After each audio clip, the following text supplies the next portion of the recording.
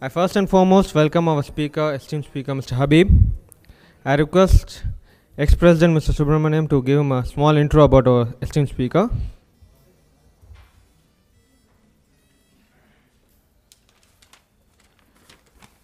Good evening, ladies and gentlemen. Habib Nizamuddin, the Chief Growth Officer of Lodestar Universal Media India. Habib has been in media and advertising for more than 20 years, working with the Times of India, Ogilvy and Mather, and Mindshare before he joined and took over the Universal Media in 2003. He has also been an active guy who was heading media for the Chennai branch of Lodestar Universal, where he was heading actually the media of the entire Henkel and Club Mahindra, which he continues to spearhead out of Bombay, and he keeps traveling to Chennai and contributing to the brand even now, even though the brand is moved away from the parent advertising agency. He has a varied media experience. He's been handling clients such as Unilever, Kodak, ICICI, Cadbury, Henkel, and he's been the most critical partner in actually bringing in L'Oreal and been with them for more than now 6-7 years. He has an award-winning body of work. You will see in his presentations. His creation, Kodak Moments, won the Cannes Gold for Best Television Innovation. He was also conferred with the Future Advertising Leaders Award. So, over to Habib. Yeah, before that, I would ask Mr. Jagannath Ramaswamy to hand over the certificates and the awards for the PGDA students who have completed their program last year. Thank you.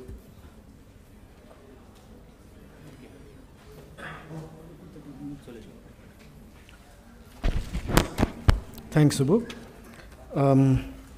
Well, I won't take the liberty of handing over the certificates. We have Habib, and we will request him to do the honors. Somebody else is also speaking. I don't know who. Okay. Today, we'll be giving out certificates for 2 batches, the 19th and the 20th. Pakata. Oh, okay. Okay, we got competition. I'll start with the 19th batch. I'll read out in alphabetical order. There's a mixture of gold and silver. For the benefit of those who haven't heard of this course, this is the 23rd or 24th batch or 23rd batch that we'll be having. It's been run continuously for the last 20 years. And when it started, it was the only course of its kind. Today, of course, there are more. But I'm very happy that the industry has accepted this course as a good qualifying course for jobs. And all our students have been placed all these years without any problem. So with that, I'll start with this. So as I call out the names, please come forward. And may I request Habib to please come here. The 19th batch, alphabetical order, Anne Davis, there she is.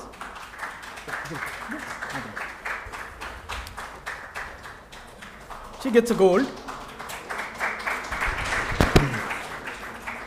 Arun Prasad, is he here? No, okay. Gaurav Bait, yeah. Also gets a gold.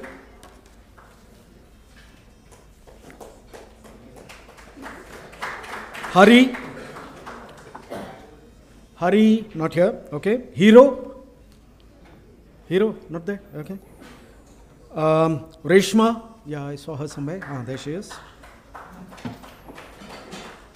She also gets a gold. Raja Saravanan, not there, okay. Santosh, there he comes. Also gets a gold. Srinath, not there. Vinodini. There she is.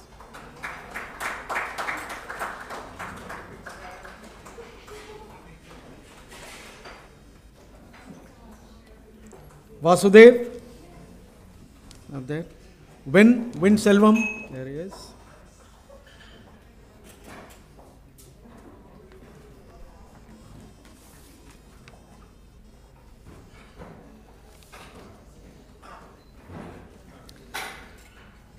The best student of last year, Konda Reddy, is here. How sad. No, he must be busy with this project. He's got some interesting project growing. Okay, then I move on to the next batch. There are not too many in this. We have Ahmed Sham.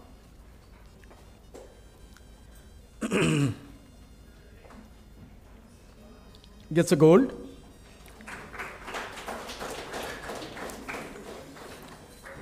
Deepak Kumar, not there. Jagdish is here, also gets a gold.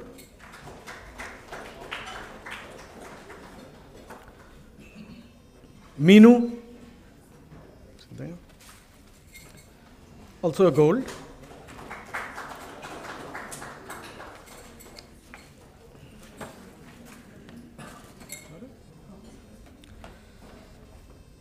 Syed Riyaz.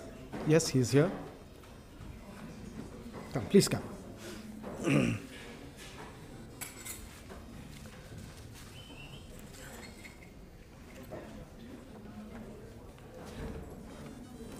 Navneet.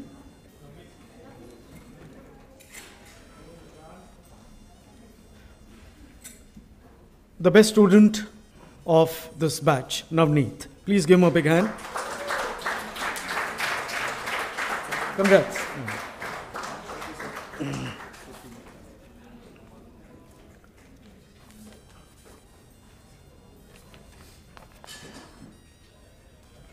Thanks, Habib. Thanks a lot. Now it's all over to Habib. For having doled out those certificates so patiently and on behalf of ACT Club, welcome.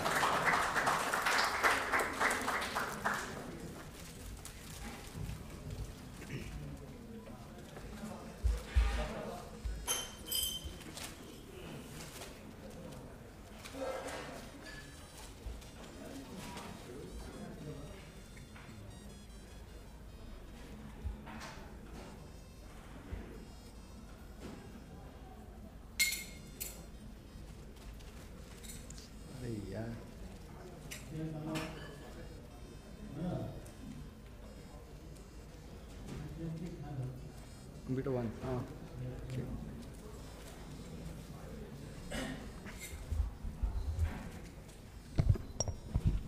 First of all, I want to thank all of you all to have me here. This is probably my first time in Chennai that I'm addressing a gathering of this kind. So thank you so much. Today's evening, it's an interesting mix of people that I see around here. You have youngsters, you have very seasoned professionals from the industry over here. The topic which I wanted to take and share with you is to understand how we approach marketing today. Okay. A lot of you all would have seen and heard, read the kind of changes that are happening around the world, how our lives are impacted by it. And there have been different examples of great body of work which has happened, which has changed the way we think about connecting with consumers. Sadly, we don't really find us, when we, as people who build solutions for brands, create opportunities for consumers to connect with our brands, we usually end up doing things the tried and tested way. That is an example of how difficult it is to internalize change.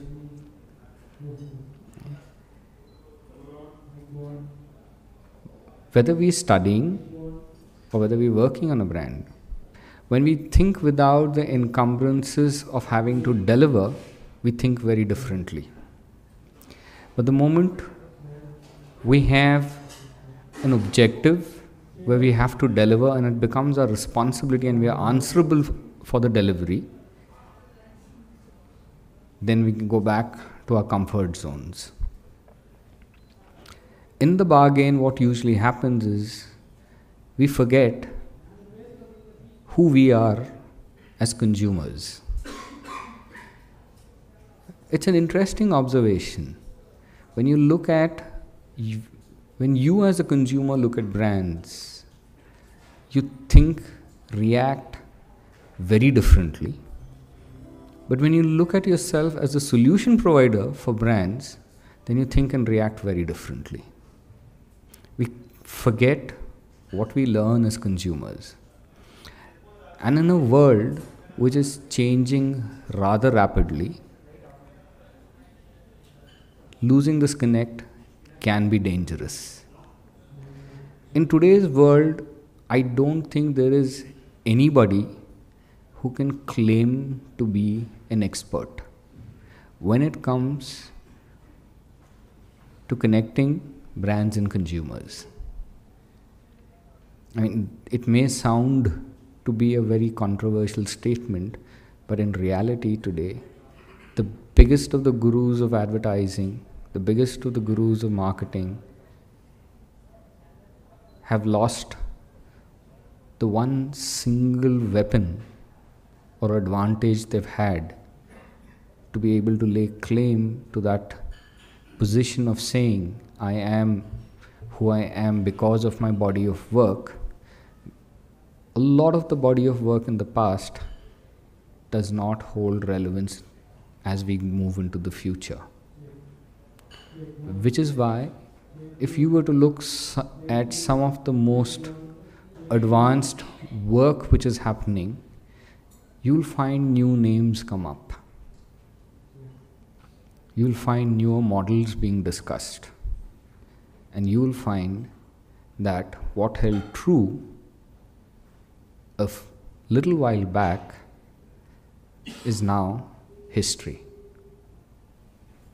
So today I am going to try to attempt to share some of those thoughts with you, and would seriously appreciate if we could have some form of a discussion on it, because it will be as much as a learning experience for me as I hope it will be to you guys. Yeah. The first thing which I want to take you guys through is the traditional definition of things that we do in marketing.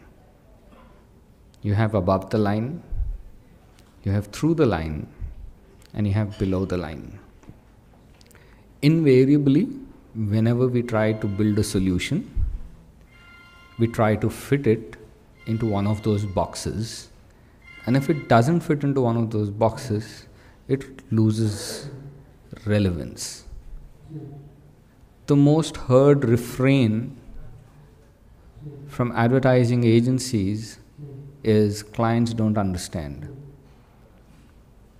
And the most heard refrain from clients is there's no fresh thinking.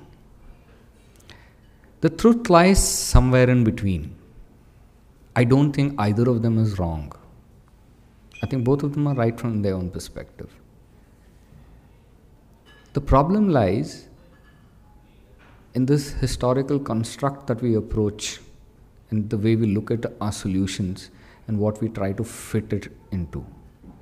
If you look at this diagram, you have radio, TV, newspapers, magazines, outdoor posters, and then you have banners, social media and events.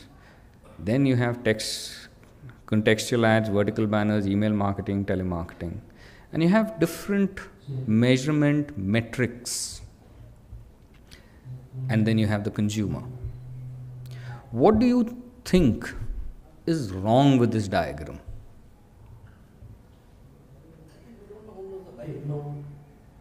Whom does the line belong?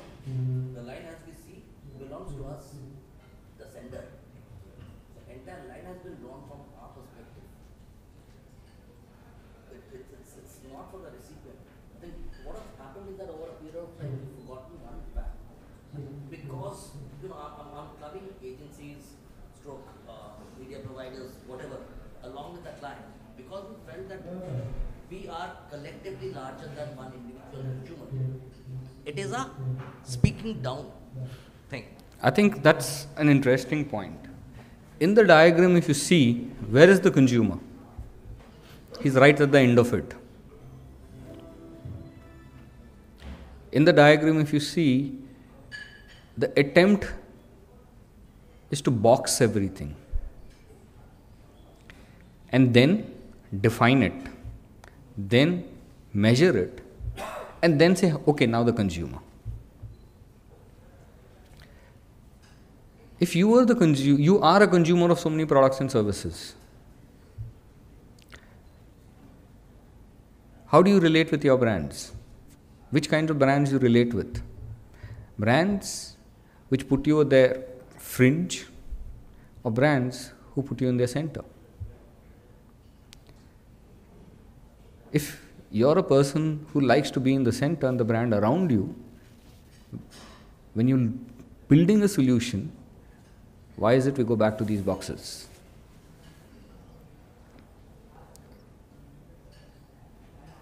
Why is it we suddenly start classifying media into constructs? This is ATL, this is BTL, this is through the line. There's one thing which is missing in this entire thing. Can anybody tell me what's missing in this entire diagram? It doesn't take into cognition where is the consumer consuming it. That is a smaller point. That's an extension of the point which you've raised earlier. There's a big thing which is missing in this. Strategy which ties whatever line that you're talking about. The line itself is meaningless, as you said. So there's no vision, strategy, whatever, tying everything together. That is a much later thing. Where does it all stem from? From strategy and from vision. Where does strategy stem from?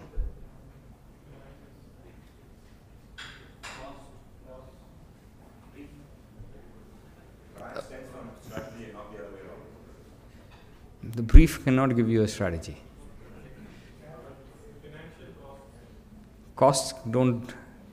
Costs help construct a strategy, but they don't define the strategy.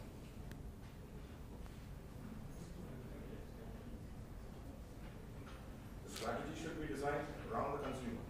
That's the point. It's an insight from the consumer. If you do not have an insight into the consumer's mind,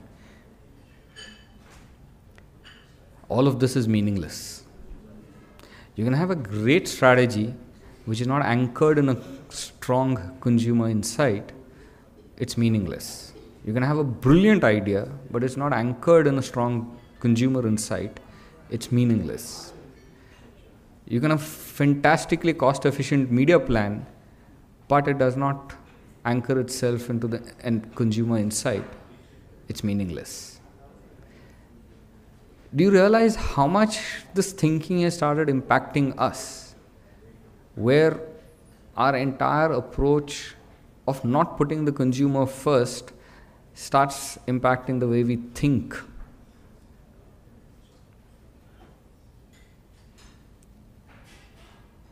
The core of it all starts in understanding the consumer, identifying an insight over there. Everything else is a mean.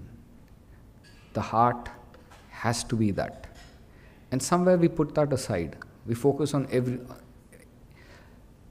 if you were to look at what actually happens, you have 98 to 99% of our efforts going into doing all of this. And there's less than 1% effort which goes, if it goes, into understanding the consumer and identifying an insight. So having said this, and I would want to park this thought in your mind at this stage, let's see what happens. There was this entire thought process. There's a single idea rooted in consumer insight which needs to go across the board. How many of you all believe this is the way marketing has to operate? A simple show of hands would help. You take a single idea rooted in a consumer insight and explode it across all the channels, whether it's ATL, whether it's BTL, whether it's through the line. It's the same idea which goes across the board.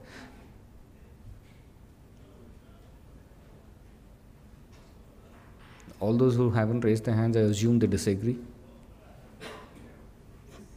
You disagree. So anybody who's disagreed with this, tell me what's wrong with this.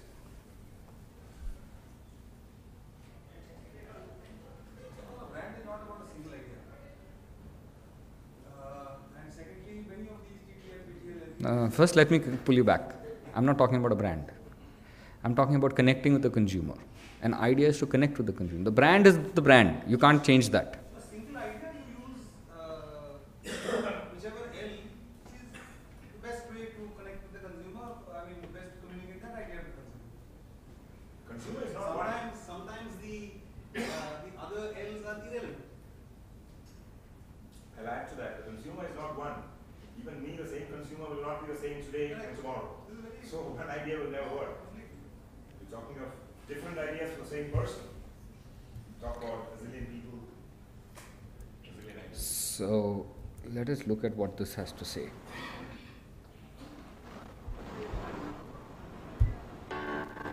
Pepsi and Coke. They're both basically brown, fizzy sugar water. Yeah, they taste slightly different, and their cans look different. But for the most part, they're pretty much brown, fizzy sugar water. So how do you get people to choose one over the other, especially when most people have already decided which one they like? You could put your can in some pop star's hands and make a big, shiny 60-second Super Bowl commercial like Pepsi had done for the last 23 years. For those who think young. Or you could do something totally different. For the first time in 23 years, Pepsi won't be advertising its drinks on TV during the Super Bowl. There were no Pepsi ads during the Super Bowl. The big idea? Take the $20+ million Pepsi was going to spend on Super Bowl ads and give it to people who want to make the world a better place. We called it the Pepsi Refresh Project. Pepsi's launching Pepsi Refresh, a campaign to foster innovation for the social good. Pepsi Refresh Project will be donating $20 million nationwide this year. And you decide who gets it. Here's how it works. People submit ideas. My idea is to create a teen cafe. My idea is to launch the hub of fashionable clothing with a social conscience. Free after-school culture and language programming. Develop art projects made for and by the community. People vote for ideas. And Pepsi gives away millions to make them happen. Each month we accept 1,000 ideas. Last month, we maxed out in 2 minutes. The Pepsi Refresh Project is lighting up the internet with everyone promoting their causes. Vote. Vote. Vote. Vote. Vote. Resulting in 1 billion media impressions just in the first 3 months of 2010. One tribe, y'all. One tribe, y'all. One tribe, y'all. We all one people. Let's count amnesia. Forget about all that evil. Forget about all that evil. That evil that they feed you. Let's catch amnesia. Let's catch amnesia. These are the first grant recipients of the Pepsi Refresh Project. This is a year-long program that provides funding to people with some great ideas to make a positive impact. And check this out. The Pepsi Refresh Project is helping this kid make school buses greener. And this guy's biking across the country building affordable homes. We've started special needs cheer squads and funded an eco-friendly theater and helped these kids program robots. Pepsi is appealing to what is happening in this country right now, and they're doing a brilliant job. In the battle of brown, fizzy sugar water, we didn't just create another ad campaign, we started a movement. Which begs the question, which soda brand would you rather give your dollar to? And we need everyone's vote to find a cure for cancer. Be one love, one passion, one tribe, one understanding. 'Cause you and me can become one. Every Pepsi refreshes the world.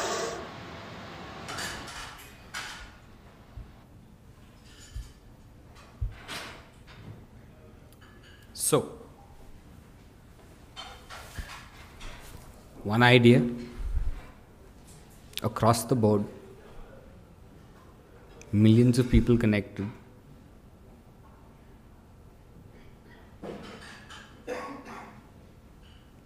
And just before we went into that, we were saying how it's not possible.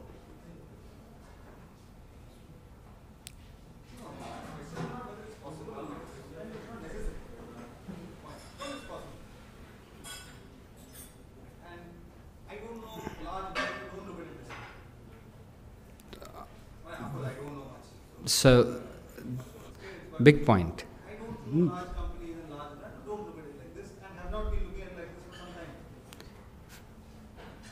Why is it's got to be restricted to large brands and large companies? Yeah. So, no, I'm saying it's not you. There are lots of people who say that something like this can work only for a large brand, or it's relevant only when large brands do it. Okay. However, I don't handle a large brand, I handle a small brand. And therefore, we don't have the budgets. How was this done? This was put up on the Pepsi website, It was everywhere. It was on the cans, it was on the... How did you participate? By getting online. Okay. How many numbers? They ran this for almost 6 months, and they were taking 1,000 ideas a month. And like they said, by the second month, they were maxing out 1,000 ideas in less than 2 minutes.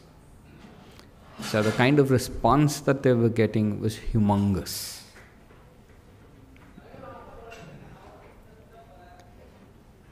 And for Pepsi to not be a part of Super Bowl is a mega decision.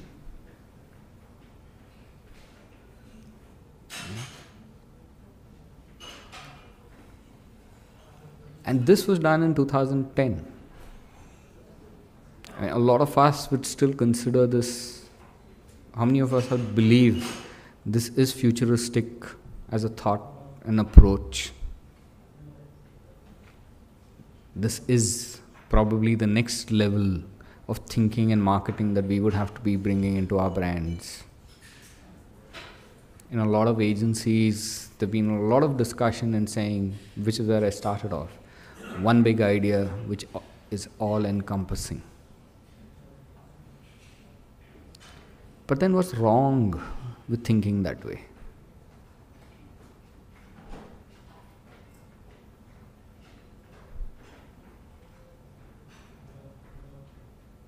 Anybody? It's a huge thing, it's worked, it's been successful. It ticks off all the boxes, please. Practically possible because it's already built up brand. Because they are riding on it. Okay, let me give you an example. First of all of these points, and this is my point of view, it may be completely irrelevant. Okay, like I said, I'm no expert to pass judgment on anybody's thought. But having said that, I'll give you an example. I was talking to a brand about a year back, and they wanted to launch a campaign. The entire thing It was an online brand. The objective was to discover their services in the online space. And they wanted a cost-effective way, because they're not a large brand. Okay? But they wanted a cost-effective way. And they've been in the business for a while, so they have a reasonable size of audience base. They have a national presence, but their media spends have never been, I wouldn't even call large, they've actually never been there. And they have got all their success by online and digital advertising. It's measurable, it works for them, but they wanted to create some kind of a buzz, improve their valuation, get more people in, start creating a certain presence for themselves. And they were looking at cost-effective options for advertising.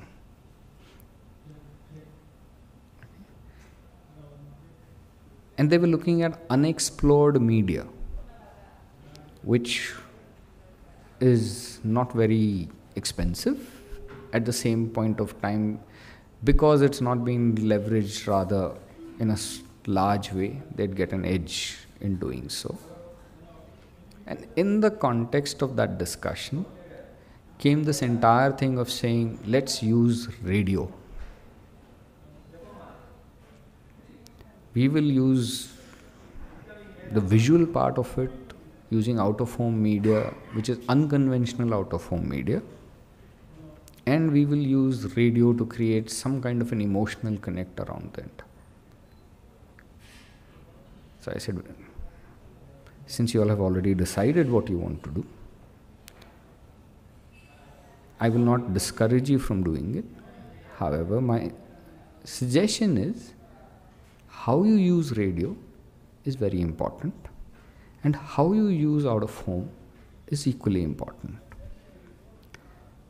The business that you are in is expecting people to come and explore, and people who haven't, obviously you're looking at people who already haven't explored your site, So you need to give them a reason why they should come over there. You need to trigger a need on why they need to come over there. No, we'll just be present all over the place and people will come. I said, nobody will come. Just because somebody is going to have a large wedding in the city and you haven't been invited, doesn't mean you'll walk in, no? If you've been invited, then only then you'll go. You'll not walk in just because you heard somebody is having or you're seeing all over the place there's a large wedding in the city. You'll just not go there. So create a platform which will give them a reason.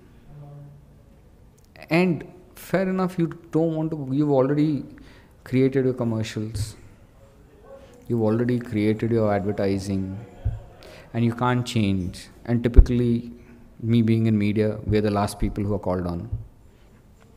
So everybody's done their bit. The commercial is created, the radio jingle is created, the outdoor ad, press ad, everything is created. And then media is called to say, okay, now give us cost-effective options. However, if the campaign doesn't work, the first guys to get jammed is media.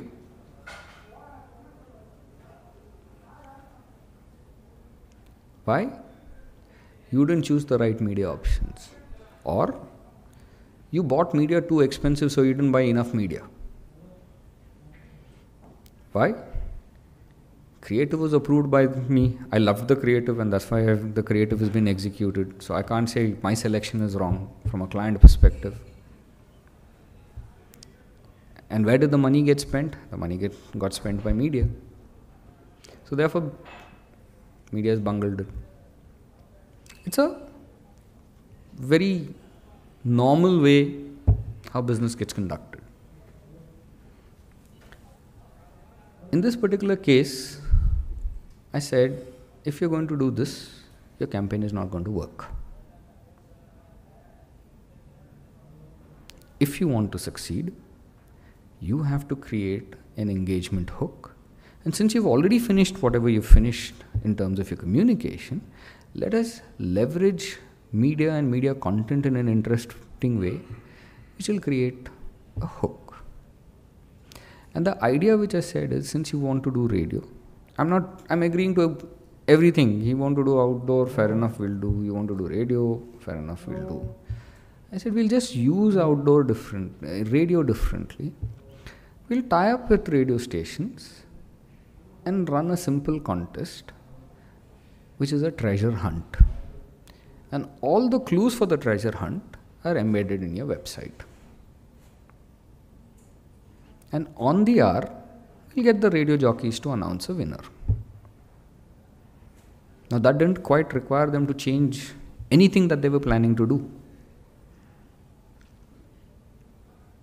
I said, make that your driver and use everything else to support it.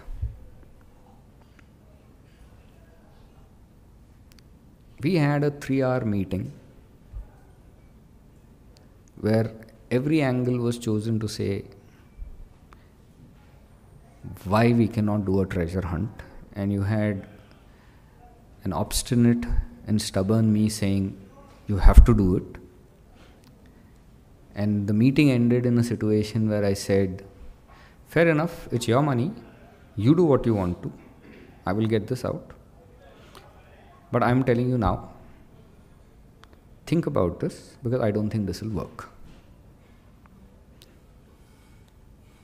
It's not to say how great my thinking is and what great vision I had. It's simple common sense. The campaign bombed. They did not even get 5% in terms of the objective they were trying to fulfill. Now, what pains me is not that they did not follow what I had wanted or suggested to them. A brand had a certain amount of resources, an opportunity to grow and probably move into the next phase, and that opportunity and those resources were wasted simply because of boxes in people's heads. Why? We need to first expose our creative. We need to give it a certain scale. We need to build a certain level of awareness. We need to then look at ensuring that across various lines of communication we are present. And then we hope people will become aware because of that and make us a part of their consideration. We are talking from our perspective. We are not talking from a consumer's perspective. In today's day and age, who has the time? Who's interested? You don't attend telecallers' phone calls. The moment you see a number which you know could be from a telecaller, you disconnect. You delete SMSs without even looking at them. You delete emails without even looking at them. When you hear an ad on radio, you change the channel. When you see an ad on television, you change the channel. When you're watching YouTube and that pop-up comes there, you wait for those first 3 seconds and you shut it down. You don't even want to see the full thing. Why? And we, as consumers, do this every single day. But when we go to provide a solution, we go back and say the same things, and that's exactly what we create.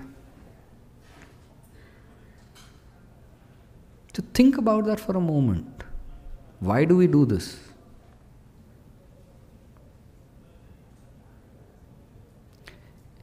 Everybody says we don't have budgets. It is not about budgets. The budgets are there. Success begets success. The budgets will come. The blocks are in your mind.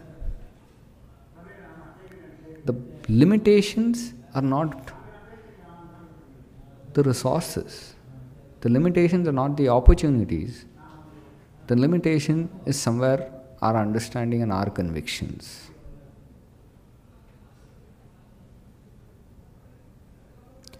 And if we were to look beyond that, in 2010 when this entire refresh exercise got done, I love this example purely because the team which came up with this idea, the conviction that they had, and the ability to convince a client to break away from what they were doing, and at a scale that they managed to push it. Obviously, it's not just a meeting and one idea and great idea and somebody said, okay, fine, let's put, instead of putting 23 million in Super Bowl, we'll put it over here. It doesn't happen. It's obviously been researched, tested, the perseverance which goes behind that for something like this to come out is humongous. And I love them for doing this. And this was a breakthrough in thinking, execution, thought process, and the overall approach to marketing.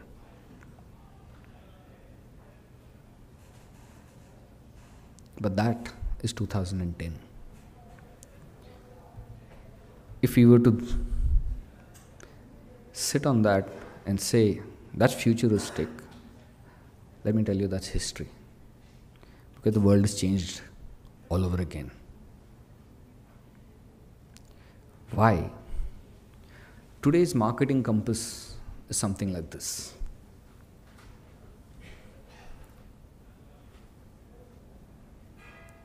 You have the brand in the middle, and you have emotions, you have sentiment, you have channels, then you have a platform, and then you have the players.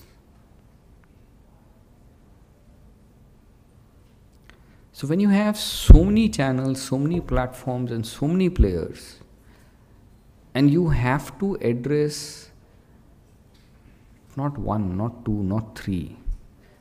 On an average, a brand needs to be able to tap into at least 5 or 6 different emotions and sentiments for it to make a space in the consumer's mindscape. Because different consumers today have different triggers. Somebody responds to sincerity. Okay. Somebody will respond better to humanization.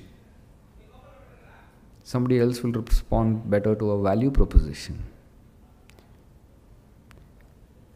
And they're different people.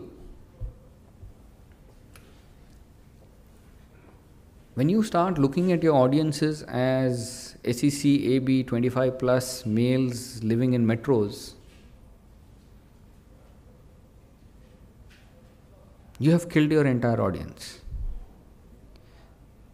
Because each individual in that audience is a unique person.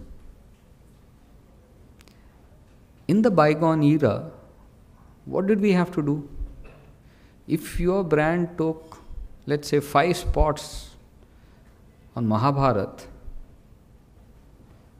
you had reached 70% of your audience across the country. And the chances are more than 50% of them will recall your brand also. In today's day and age, so at that point of time for you to do that definition made a lot of sense. Because there was one size that fitted everybody. You could live with it. In today's day and age, the highest rated television program in the country does not cross 6 or 7 TV hours. And 6 or 7 TV hours is not a television program. It's an India Park match.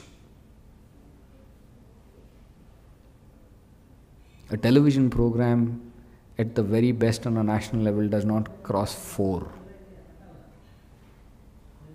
And if you were to look at television programs in a rating of from 4 to anything up to 1.5, there are less than 20 programs in the country. And you have close to about 3,000 programs in the country which are 1 and sub 1 in decimals. What does that tell you? There are lots of people watching lots of stuff and not watching what you think is the biggest hit in the country. So if you were to take all the top rated programs in the country together, at best you will reach about 30% of your audience. And there is 70% that you will not reach. And in doing an exercise of that kind, you will end up spending close to about 70% of your budget.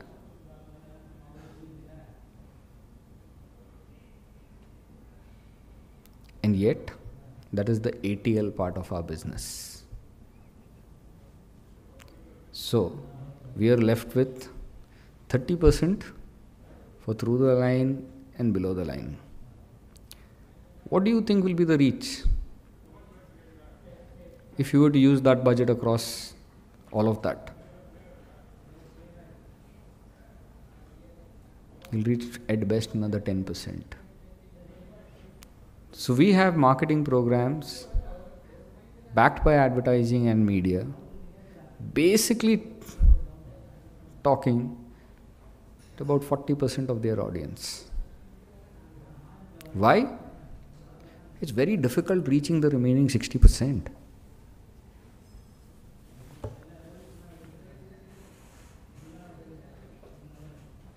And whose fault is that? Is that the brand's fault? Is that the consumer's fault? Because now they have developed individual choices and they have choosing to view certain things which are not so-called mainline and popular. And in all of this, we still create one ad. And we expect everybody to fall in love with our brand.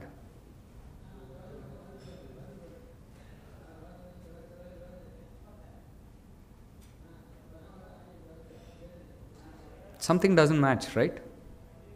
There's something seriously wrong somewhere. But do we realize the magnitude of which it's wrong? But now what to do? Everybody does that only.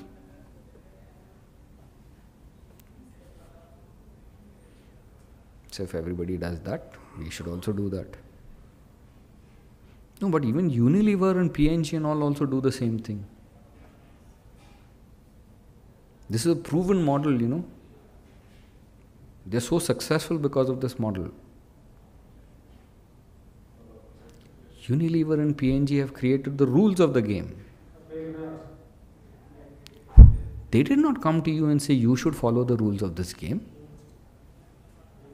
They created rules for themselves.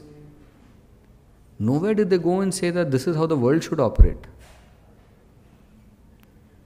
We chose to believe that because they're successful, those should be the best rules. It is almost akin to saying, just because you have Rajni sir doing a certain set of actions on screen, everybody else should behave like Rajni sir. Will it work?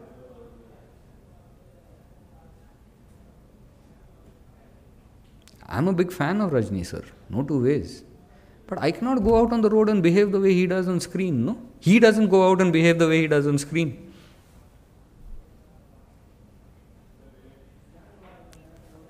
And this is not rocket science. We seem to forget. When we sit down there to create a solution, we seem to forget, we dump our common sense, we dump our sensibilities as consumers, we dump all our learnings that we have when we choose brands, our family shares when they choose brands, we say park it all aside, and then we become this unique body which then goes out and develops solutions. And what are those solutions? To connect with the consumer.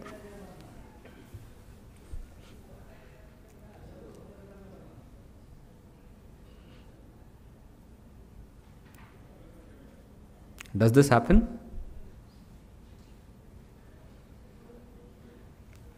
I don't isolate myself from this. I'm also part of the same problem. I'm not part of the solution.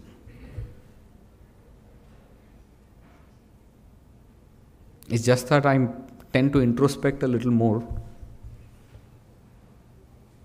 And I ask myself some questions. That's about it. There's no difference.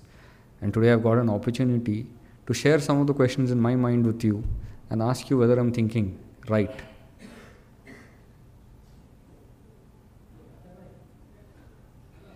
Because I feel I'm making a huge mistake every time I do something like this.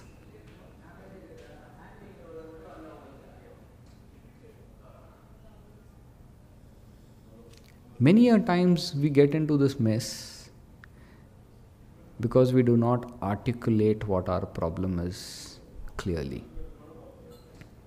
Ask a brand manager or a marketing manager, why does he want to do this campaign? Why do you want to do this? 95% of the time they don't have an answer. We got to do a campaign. And when they have an answer, again 95% of the times, we need to do some change, we need to create some excitement around the brand. If that is not the answer,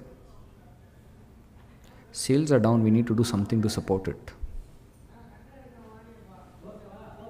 Worse, my Salesforce wants a campaign.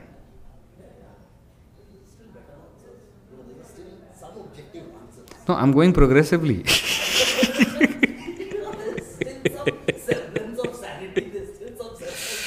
No. More often than not, my boss wants a campaign. And he's got an idea which he's told the creative agency.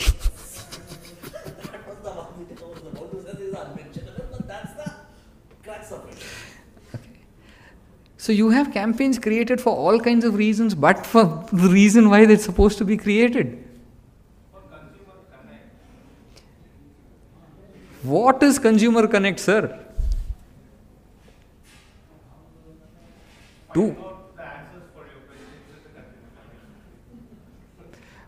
Please somebody tell me what is Consumer Connect.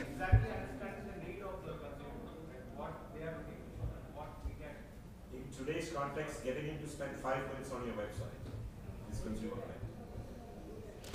Why do you want to spend 5 minutes on your website? Because, like you said, at the day of the Mahabharata, there was only one channel. That you could reach 70%. Today there are 100 channels, you reach only 7%. There are millions of websites. You can't even get 0.001% of your population there. If you can, you've done it. As you said, Connect. to understand the consumers through insights, and we can understand them better to create that consumer connect. We can understand. But please understand, Consumer Connect, for every single brand, every single time has a different meaning. It does not mean the same thing always. Even for the same brand, it does not mean the same thing. And if you do not define that when you are creating, then you have what you have currently. And to share with you what happened recently, something I loved, where the problem and the solution were married beautifully.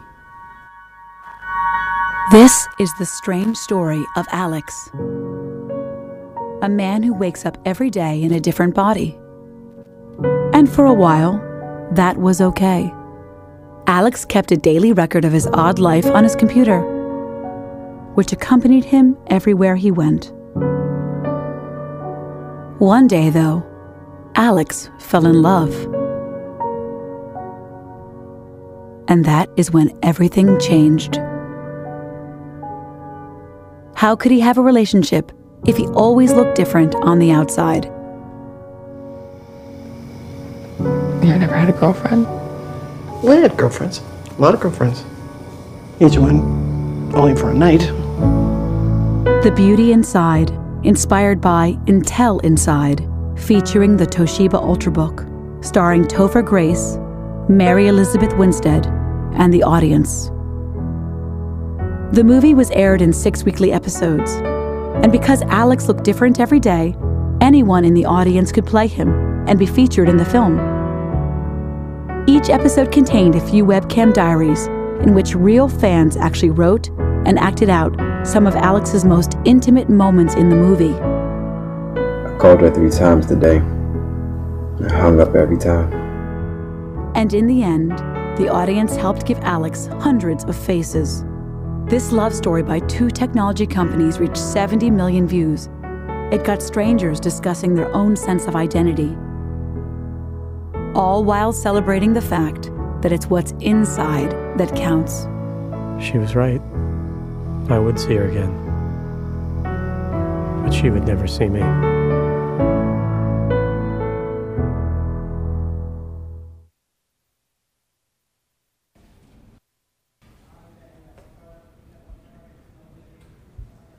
From a Pepsi Refresh to Beauty Inside. It's taken less than 2 years for a whole new dimension to emerge. A dimension which is rooted in the consumer. The reality is, the only thing that doesn't change is the role of media to enable it. So how you use media. The Consumer Connect is each one of those people have participated and shared some of the most intimate details while playing the role of Alex. Now there is a huge thing which comes across of saying and realizing the beauty lies within, beauty inside, and which is something which Intel tapped into. Okay. The entire story was built around that premise of saying it's the same person within. It's the exterior which changes. They married that to their product, layered it with another brand, and the consumer insight was how it's a deep-rooted emotion that each one of us has deep within us. We never get an opportunity to share. And here they created a platform to share that. How many Alexes were there? I think they had close to what they shortlisted finally as the entire film was over 200. But the number of people who participated were close to about 15 million. And these were aired on TV? It was Facebook, YouTube. So the power of a story still lies in the human insight. That doesn't change. The role of media lies in enabling it. That doesn't change. How we do it is the power of the idea, which also doesn't change. So what needs to change is the way we think about it. We've got to remember the days of Doordarshan, 5 spots are long over. I call that lazy marketing. Today we've got to dig harder and deeper. Because end of the day, as human beings, there are basically that many sets of emotions which are real and at the core of us being humans. We identify what connects. How we do it is the idea. And how we enable it is the media.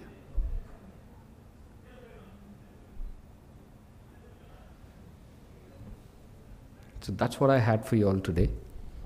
If there are any points, views, any kind of a discussion, I just thought this as an opportunity to share and hopefully learn.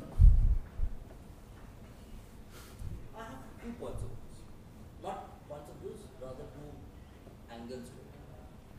One is to look at our own fraternity, which is the whole advertising fraternity. That's one, and that I'll come later. The first is a very India-specific question, which is rooted in more socio-cultural ethos. Does somewhere the whole patriarchal feeling that we have is that a voice of authority is always heard coming the way we interact with consumers? Because, again going back to my initial hypothesis, collectively I think that I'm more powerful than one individual. And we refuse to see consumers as one collective unit. Interesting point.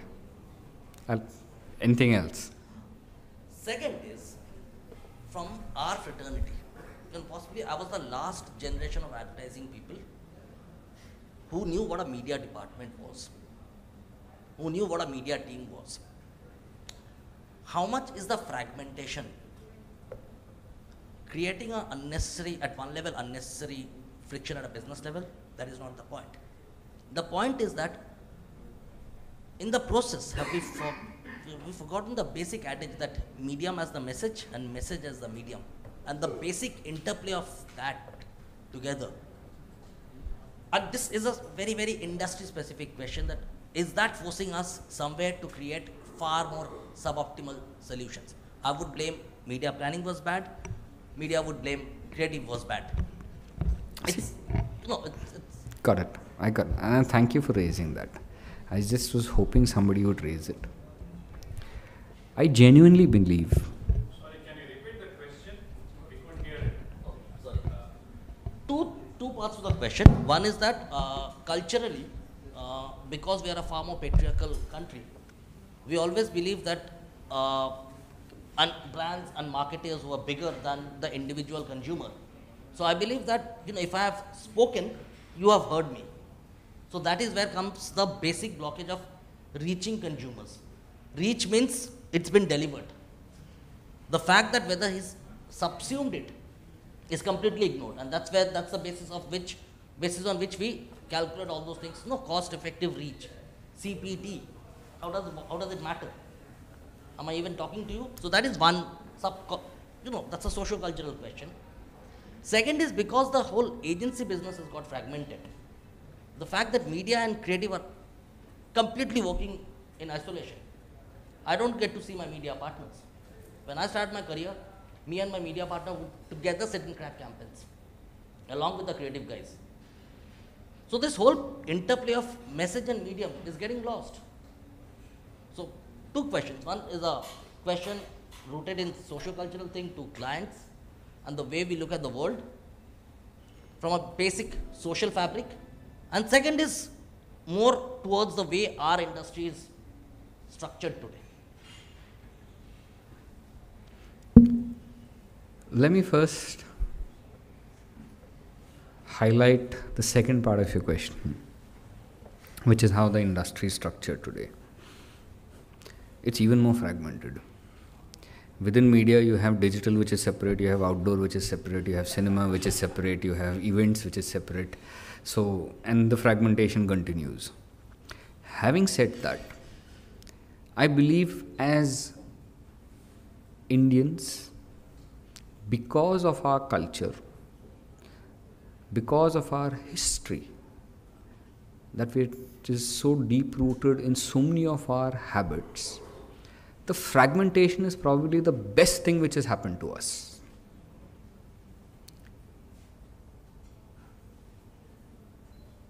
Even today, in whichever form that we have, we still eat some form of the thali every day. We are used to having at least 3 things together. And our regular thali, of course, is about 11 things together. And that is so intrinsic to our existence.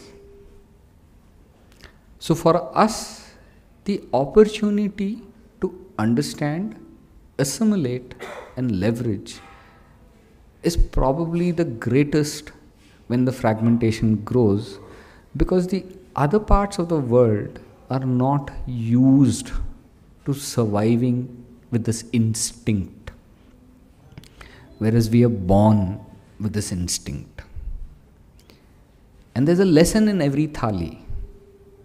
Each thali may have the same ingredients, but is consumed differently by each individual. If you were to take away the thalis of two individuals, even brothers sitting together, or a family sitting together, every individual's thali will turn around to have a different proportion of the mix. The elements are the same. The serving is the same, but the way it's consumed is individual. And that is where a lesson and our opportunity arises from. What it basically means is we should know how to create the thali as a marketing solution and enable it for the consumers. Because that's exactly what these guys are doing. And who better than us to teach the world how to do it better? Because we have gotten so caught into taking a concept because we believe marketing is such a Western concept and they have structured it in a particular manner. And unfortunately for us today, MNCs rule roost when it comes to brands and spending in this country. We force ourselves to follow it in a particular manner. But what is intrinsic to us and what comes naturally to us and our ability to amplify and explode that on the world platform, I think that is an opportunity we seem to be losing out on. Or we don't, and we're losing out on not because the world doesn't want to accept it. We have not internalized and looked at how to take it there.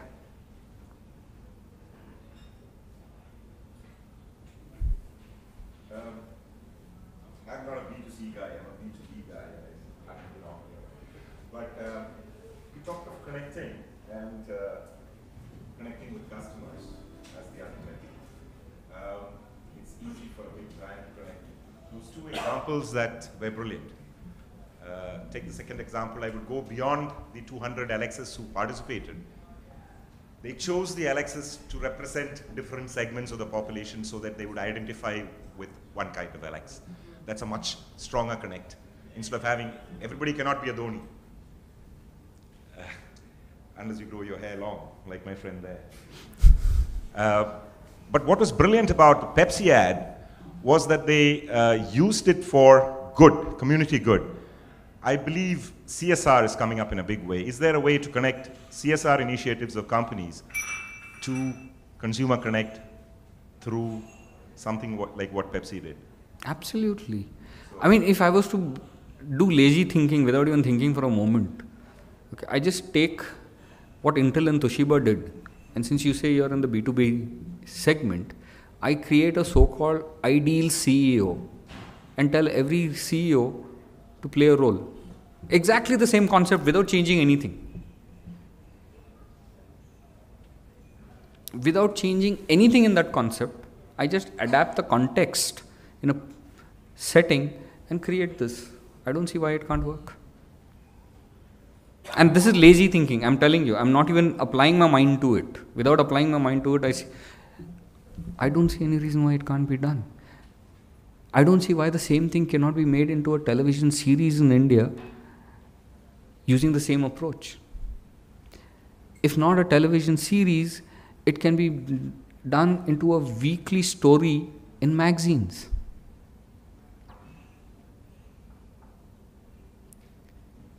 It can be taken into radio in a similar manner. So it's not about big brands, it's not about big budgets. It's about going into that insight and saying, what can I do to give every individual an opportunity to highlight their individuality? And as a brand, what is the role that I can play in their lives? Instead of telling them, this is who I am, listen to me. The point which you are saying as a patriarchal society, we are seeing what's happening today. We are seeing in India what's happening today. Within India, there are 1 million Indias which are happening and each one crying for their own set of recognition. Why?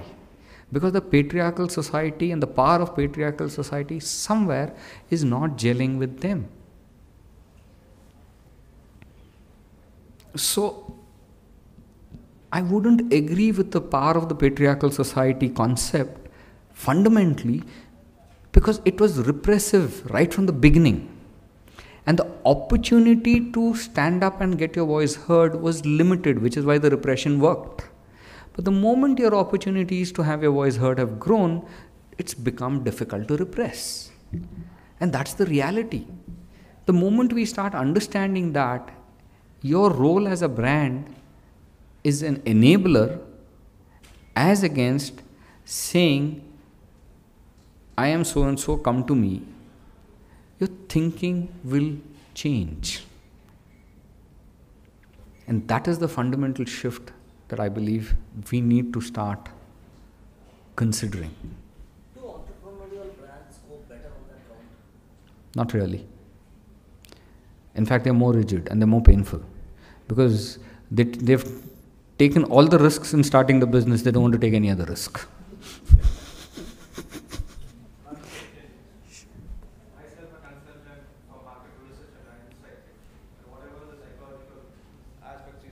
I'm giving such solutions to my clients actually. So even P&G, we had done some brands for this psychological stuff actually. So as you said, I endorse you completely because the market research and insights, it is a valid area and arena, it need to be performed, and somewhere it is missing in the marketing activities I am seeing with my clients. Sometimes they are, when excess budget is there, that time they allocate it for market research. It is like in a third corner perspective they used to give the preference. So as you said, it's a routine activity. So what suggestion you used to offer when it need to be carried with the mainline activities as in the marketing activity? What placement it should be given? Where it should be placed exactly? I didn't get what you market want. Insights, for getting insights. Insights are the root. Okay. For anything. If you want to change shift, how it can be placed? You have to identify a relevant insight. It's got nothing. Insights are the root for a business. Insights are the root. How do you think today entrepreneurs are setting up business? Because they've identified an opportunity which is a consumer need, which is lacking, and they have stepped in to fill in that gap. That's how businesses are created. Are you satisfied with the current preference given to such insights? The quality of insights is highly subjective. I mean, I think the challenge just now is to get people to start focusing and looking at insights. I don't want to even dwell into the quality of insights because that's highly subjective. Okay? I mean, something which I may consider utter rubbish, somebody would say is pure gold. So, because my perspective and their perspective is completely different.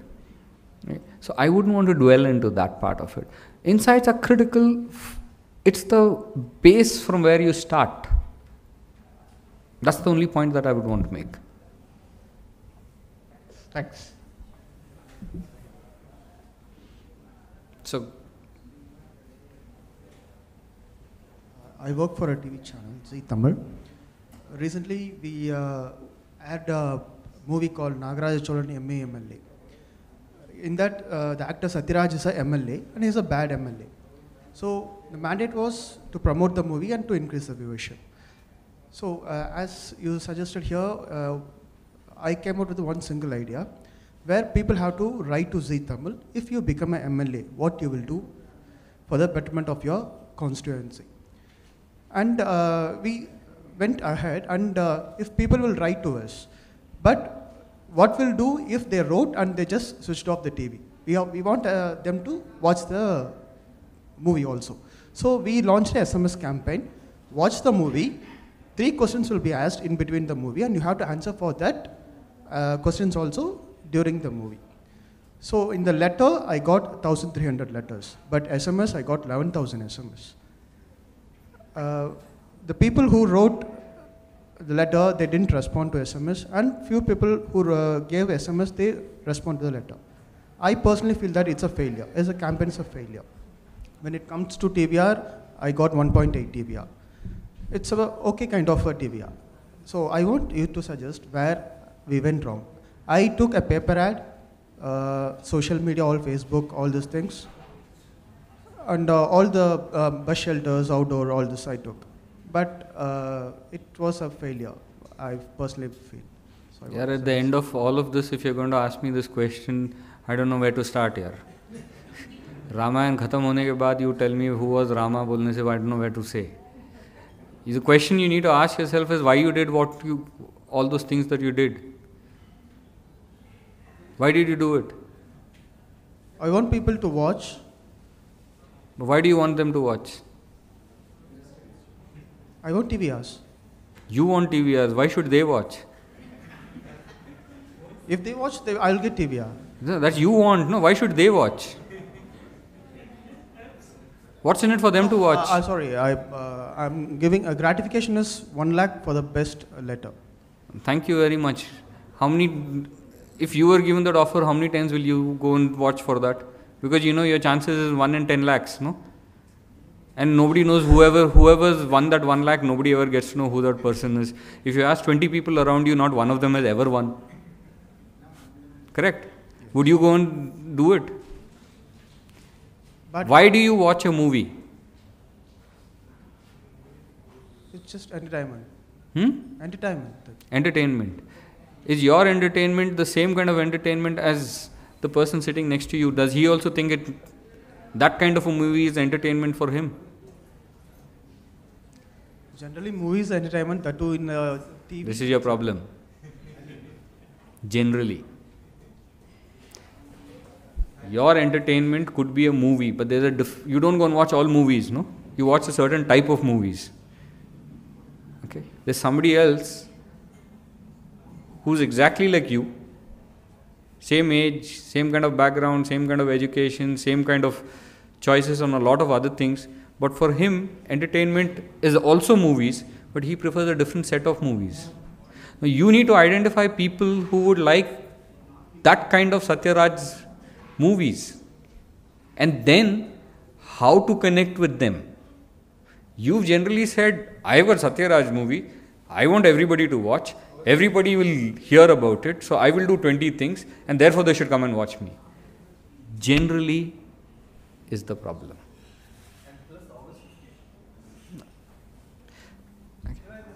So, I think this is a brilliant example on how we think.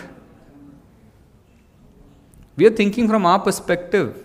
For a moment, turn it around and say, why should somebody do it? Will I do it? I think one of the issues here is that whatever you do, ultimately it's difficult to sell an ordinary product. So we are talking about one movie, one show released long ago at a particular time. So maybe it's worth 1.8 TVRs. And irrespective of what else you do, I mean, beyond the point. And maybe you've got 11,000. You've got 11,000 responses to your SMS. Pretty good. 1,300 letters. Fantastic. Yeah. But I think your product was not worth more than 1.8 TVRs. Maybe. That could be reality also.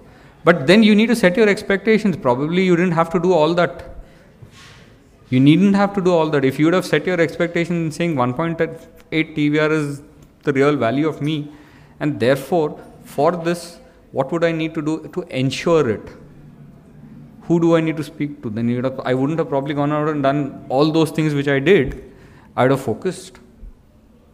Many a times what happens is, we need to water one plant, but we'll go and get a tanker with its hose and water the entire layout. Tanker and water both wasted. That plant you put so much water, even that little hope that it had of growing, even that will drown.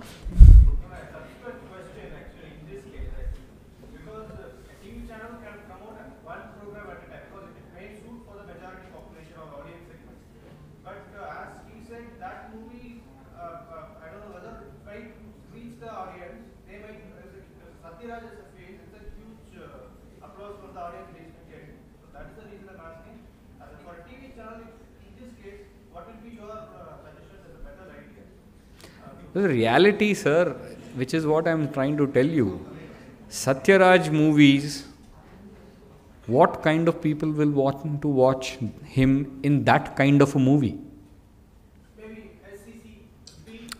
I am not even getting to SEC. I am not bothered about SEC.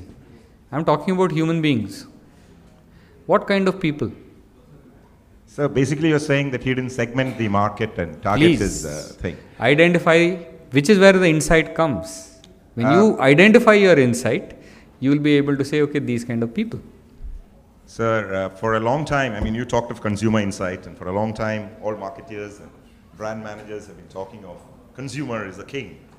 What do you have to say about Steve Jobs, who says the consumer doesn't know what he wants? I will decide for him what he wants. Absolutely. He's true. I completely agree with him. So where does all his insight come from? His mind inside him? So where does this connect, and all this media, and what are we doing here? We should all be going to engineers and research departments and identify the Steve Jobs of the world. We'll be jobless. But what is it that he has done? Think about it. The insight is the consumer doesn't know what he wants in technology. If I gave him an experience which is easy, which is intuitive, he doesn't have to learn, my product will be successful. So he built it on that basis. That's his insight. I think all Jobs said was, if I ask a consumer what do you want, he's not good enough to tell me. But if I show him something good, he'll nod. So at the end of the day, he didn't do a research to get the insight. He thought and said, can you carry all your music in your pocket? And he didn't have to go back to the consumer and ask, do you want to carry it? Because he already knew the answer. They'll say yes. Sure, but it is, but it is completely insight based, saying, 1600 songs in your pocket. Carry all your music in your pocket, as simple as that. And then all he has to do is turn around and ask someone, all your music in your pocket, and you'll nod and say, yes, absolutely. So it is, I think, very sharply insight based. Very sharply incited. But insightful without quantitative research, in fact, I am not for a moment advocating any of it. In fact, the best insights come from your observation. Yeah, I mean, yeah, completely, perhaps.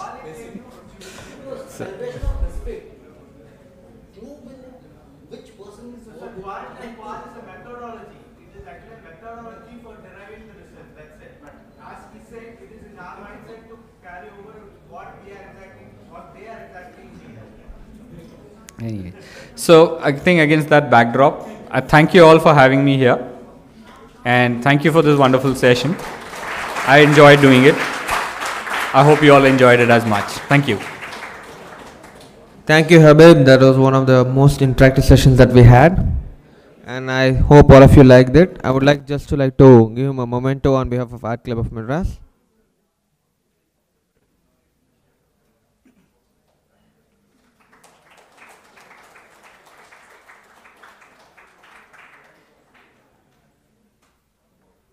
Okay guys, with that we are closing this evening. Thank you.